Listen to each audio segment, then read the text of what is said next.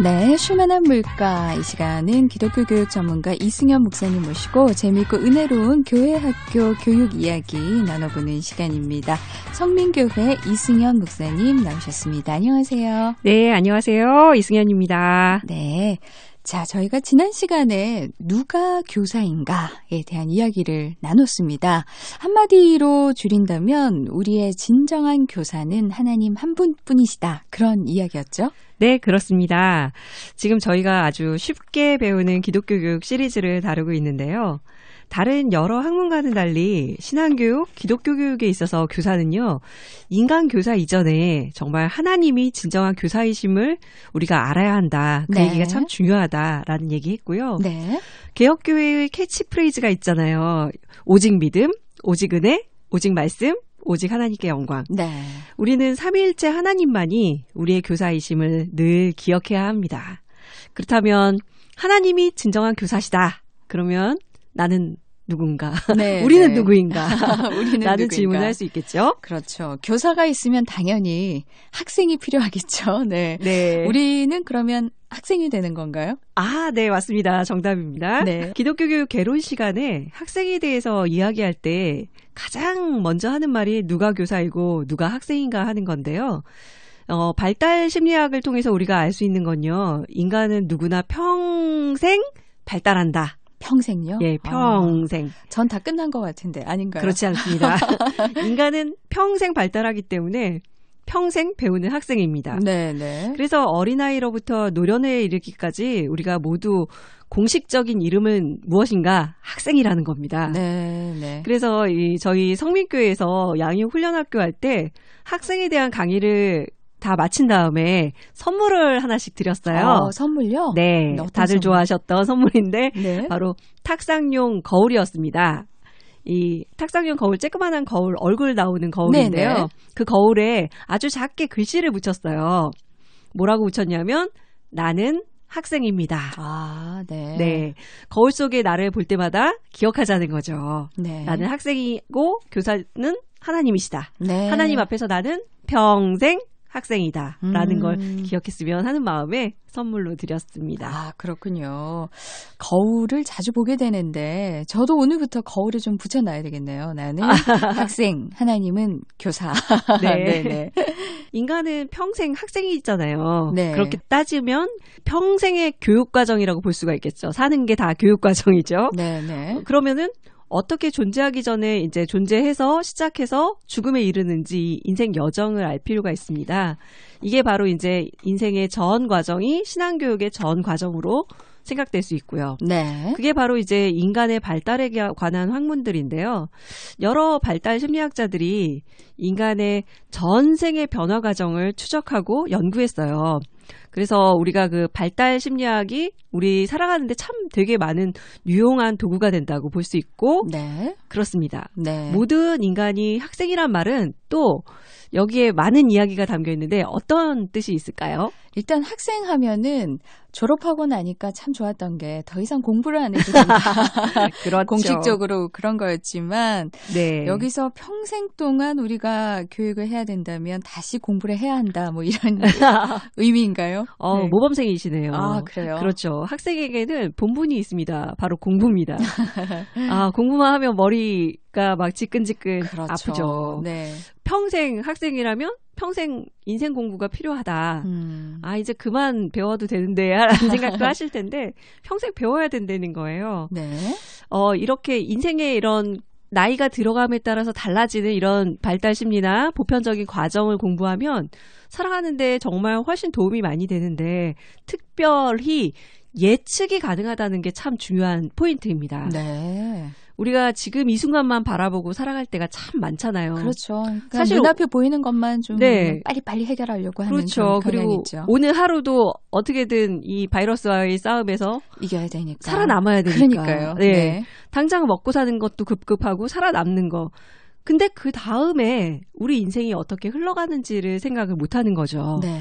그러다 보면 어느새 시간이 훅 흘러 인생의 중반을 넘기고 또 자녀는 사춘기에 사고치고 대화도 안 통하고 그러면서 자녀도 부모도 모두 힘든 소용돌이를 지나고 있는 분들이 굉장히 많이 있고 네. 그 지난 거를 다 지나서 아예 체념기에 빠지신 노년기도 굉장히 많다. 인생의 쓴맛 다 경험해보고 체념하신 그런 분들도 많다. 그래서 사람은 예측을 하면서 살아야 되는데 네. 인생의 변화 과정을 공부하는 게 참 도움이 많이 된다라는 그렇죠. 겁니다. 네, 예측을 할 수 있다면 그만큼 시행착오도 줄일 수 있을 것이고 우리가 인생의 쓴맛을 볼 수밖에 없지만 그래도 그렇죠. 조금은 덜 받을 수 있는 그렇죠. 그러한 이점이 있을 것 같은데 그렇기 때문에 공부가 다 끝난 줄 알았지만 그게 아니라는 말씀이네요. 네, 아쉽지만 계속 공부해야 합니다. 네. 유행어도 있었죠. 공부하시라고. 맞아요. 네. 네, 네. 학생이라면 또 피할 수 없는 게 이 공부와 관련해서 또 뭐가 있을까요? 바로 숙제입니다. 숙제까지 해야 됩니까? 네, 숙제도 해야 돼요. 네네. 공부만 하면 안 될까요? 안 됩니다. 숙제도 있습니다. 네네. 네, 우리 인생에도 평생에 걸친 각 단계마다 발달 과제라는 게 있습니다. 숙제. 네. 그 시기마다 해치고 나가야 할 과제가 있다는 거죠. 그렇죠. 사실 공부의 참 결과, 열매를 맺으려면 그만큼 열심히 해야 되고 또 과제도 충실하게 하면은 좀 더 아름다운 결과가 나오기 마련이잖아요. 네네. 이렇게 공부도 해야 하고 과제도 있고 하니까 학생이 많네요. 인생 학생. 네. 그렇죠. 평생 학생. 네. 제가 인간의 발달에 대해서 이야기할 때마다 교사들이나 부모님께 들려드리는 동화가 있어요. 너를 사랑해 언제까지나 라는 외국 동화인데요. 네. 이 동화책은 전 세계적으로 베스트셀러이기도 하지만요. 내용 자체가 참 쉽고 따뜻해서 누구나 좋아하는 책입니다. 청취자 여러분께도 참 읽어드리고 싶은데요. 아, 그래요? 간단하게 네네. 내용을 말씀드리면 네. 예, 엄마가 갓 태어난 아이를 안고 노래를 부르며 시작되는 동화예요. 거기에 이런 노래를 합니다. 너를 사랑해 언제까지나 너를 사랑해 무슨 일이 닥쳐도 내가 살아있는 한 너는 늘 나의 귀여운 아기. 참 예쁜 말이죠. 네네. 아기 태어났을 때는 이 말이 굉장히 음율처럼 노래처럼 들리죠. 네. 그런데 이 책을 읽다 보면 이 노래가 가끔은 한탄이 되기도 하고 똑같은 노래이지만 아이의 자라감에 따라서 이 노래의 느낌이 굉장히 다르더라고요. 네네.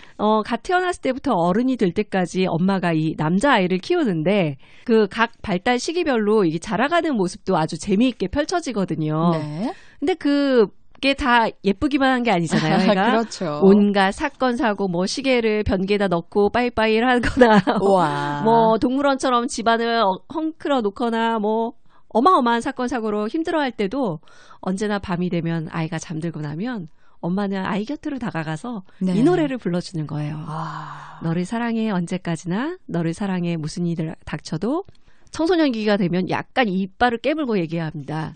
내가 살아있는 한 너는 늘 나의 귀여운 아기 뭐 이런 식으로 네, 네. 네. 제 마음에 엄마 마음에는 각오를 하면서 다짐을 하면서 네. 부르는 노래죠. 네. 그 변함없이 이 노래를 부르는 엄마의 모습이 참 아름답거든요. 그러네요. 네. 근데 그 과정에서 또 엄마는 늙어가고 아들은 어른이 되어가고 또 그 어른이 된 아들이 딸을 낳고 엄마는 늙었고 아들은 딸을 낳았고 그 딸을 안고 이 노래를 똑같이 딸에게 불러주는 그런 내용으로 끝나요. 아, 네. 인간의 일생을 부모와 자식의 연결고리로 아주 잘 표현한 수작이죠. 네. 목사님께서 말씀하셨지만 갓 태어난 아이를 안고 너를 사랑해 언제까지나 너를 사랑해 부르기는 참 쉬워요. 네. 근데 점점 부딪히고 또 말을 듣지 않고 다른 길로 가고 이럴 경우에는 이를 악물면서도 그렇죠. 이 노래가 그 아이를 평생 정말 사랑의 아이로 자라게 하는 그 원동력이 되는 정말 아름다운 동화가 아닌가 싶고요. 아기를 안고 사랑스럽게 바라보는 엄마의 그 자비로운 눈길 네. 떠오르네요. 예, 이 동화 한 편이 사실은 인간 발달을 너무나 잘 표현해줬어요.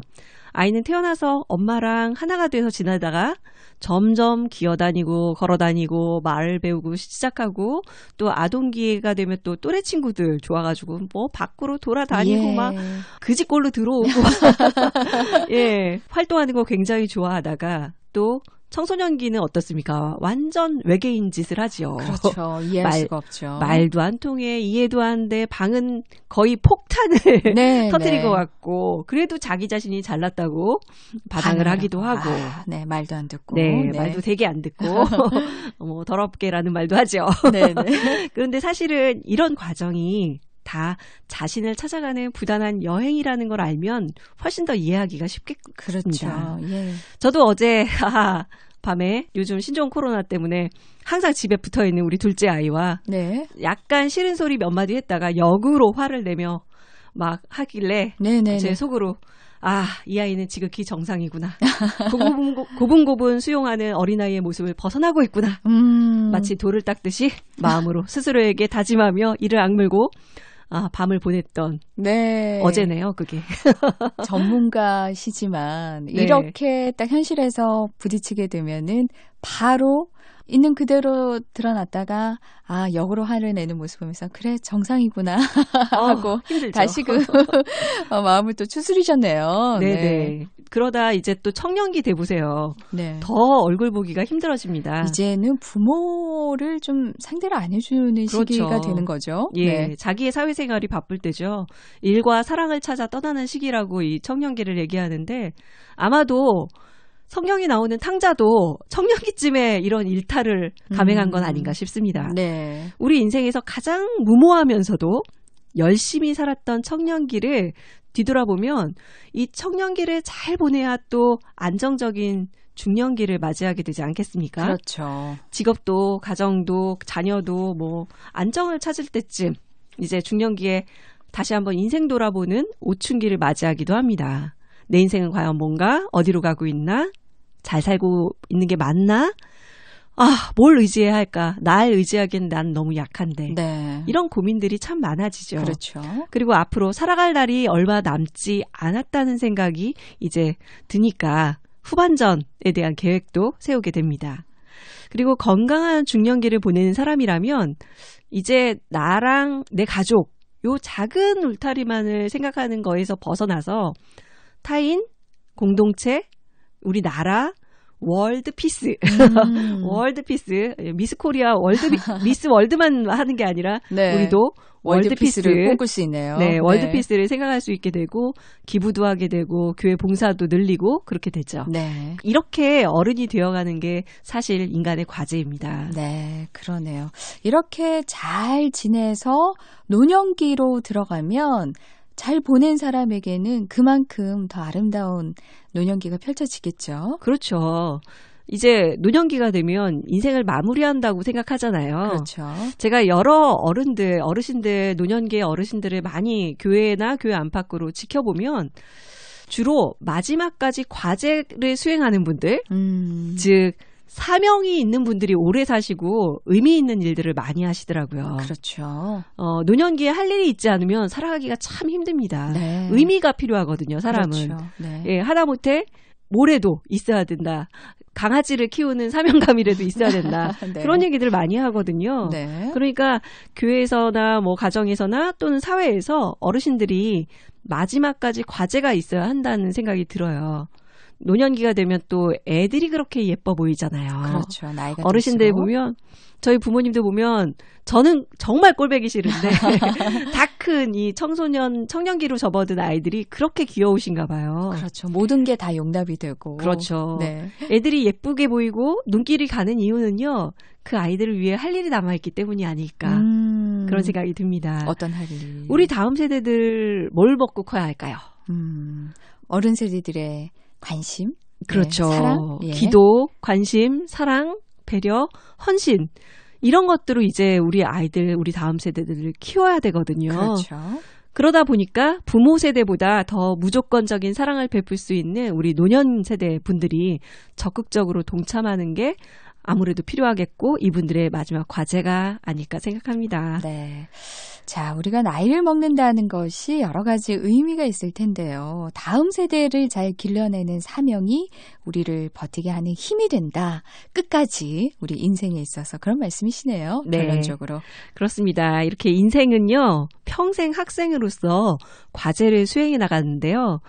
왜 공부를 하고 왜 숙제를 할까요? 뭔가 목표가 있어야 되잖아요. 그렇죠. 그건 바로 성장과 성숙을 위한 거예요. 사실은 학생이라면 업그레이드가 돼야 되잖아요. 그렇죠. 계속 성장해야 하고 성적이 좋아야 하고 올라가야 되고 진급을 해야 되듯이 학생이라면 평생 이 계속되는 일이 이 바로 성장과 성숙, 하나님 앞에서 주님을 닮아가는 일이 된다는 거를 꼭 기억하셨으면 좋겠습니다. 네, 그래요. 어르신들 얘기를 들으면 언제 내가 이렇게 나이를 먹었는지 모르겠다 이런 말씀들 진짜 많이 하시거든요. 성경 말씀에도 있지만 날아가는 화살처럼 너무 그럼요. 빠르다 이런 얘기를 하셔서 그런 얘기 들을 때는 아, 세월을 정말 아껴서 의미 있게 보람 있게 써야겠다 하지만 항상 젊음이 남아있는 것처럼 우리가 허비할 때가 많은 것 같은데 오늘 인생을 쭉 되돌아볼 수 있는 또 우리의 남은 과제들을 생각해 볼 수 있는 그런 시간이 아니었나 싶습니다. 오늘도 쉽게 배우는 기독교 교육 이승현 목사님과 함께 했습니다. 쉬운 내용 같지만 사실 실천하기는 여전히 쉽지는 않지만 그래도 네. 오늘 들은 말씀 인생의 과제 우리가 그 과제를 잘 좀 해 나갈 수 있는 모두가 될 수 있었으면 좋겠습니다. 지금까지 성민교회 이승현 목사님과 함께했습니다. 고맙습니다.